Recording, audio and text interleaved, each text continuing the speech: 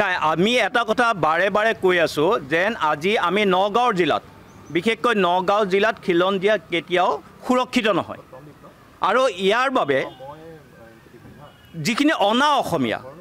তেওঁলোকে সৰু সৰু সুযোগ পালে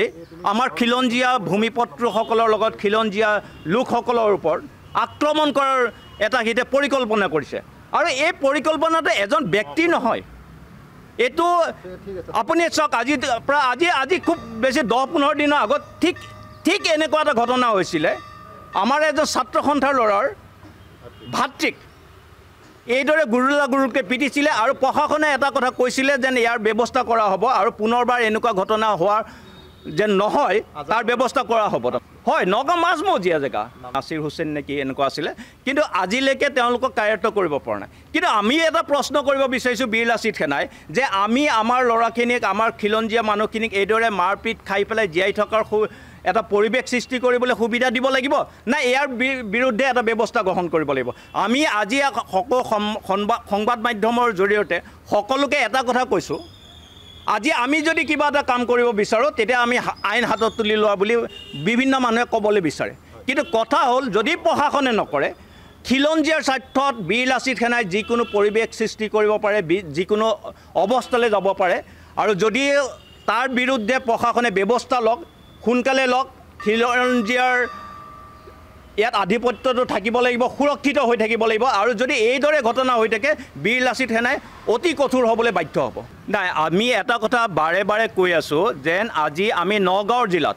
বিশেষকৈ নগাঁও জিলাত খিলঞ্জীয়া কেতিয়াও সুৰক্ষিত নহয় আৰু ইয়াৰ বাবে যিখিনি অনা অসমীয়া তেওঁলোকে সৰু সৰু সুযোগ পালে আমাৰ খিলঞ্জীয়া ভূমিপত্ৰসকলৰ লগত খিলঞ্জীয়া লোকসকলৰ ওপৰত আক্ৰমণ কৰাৰ এটা হিতে পৰিকল্পনা কৰিছে আৰু এই পৰিকল্পনাটো এজন ব্যক্তি নহয় এইটো আপুনি চাওক আজি খুব বেছি 10-15 দিনৰ আগত ঠিক এনেকুৱা এটা ঘটনা হৈছিলে আমাৰ এজন ছাত্ৰ সন্থাৰ ল'ৰাৰ ভাতৃক এইদৰে গুৰুকে পিটিছিলে আৰু প্ৰশাসনে এটা কথা কৈছিলে যেন ইয়াৰ ব্যৱস্থা কৰা হ'ব আৰু পুনৰবাৰ এনেকুৱা ঘটনা হোৱাৰ যেন নহয় তাৰ ব্যৱস্থা কৰা হ'ব হয় নগাঁও মাজমজিয়া জেগা নাছিৰ হুছেইন নেকি এনেকুৱা আছিলে কিন্তু আজিলৈকে তেওঁলোকক কাৰ্যত কৰিব পৰা নাই কিন্তু আমি এটা প্ৰশ্ন কৰিব বিচাৰিছোঁ বীৰ লাচিত সেনাই যে আমি আমাৰ ল'ৰাখিনিক আমাৰ খিলঞ্জীয়া মানুহখিনিক এইদৰে মাৰপিট খাই পেলাই জীয়াই থকাৰ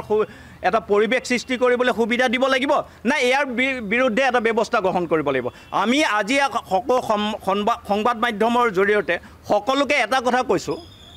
আজি আমি যদি কিবা এটা কাম কৰিব বিচাৰোঁ তেতিয়া আমি আইন হাতত তুলি লোৱা বুলি বিভিন্ন মানুহে ক'বলৈ বিচাৰে কিন্তু কথা হ'ল যদি প্ৰশাসনে নকৰে খিলঞ্জীয়াৰ স্বাৰ্থত বীৰ লাচিত সেনাই যিকোনো পৰিৱেশ সৃষ্টি কৰিব পাৰে যিকোনো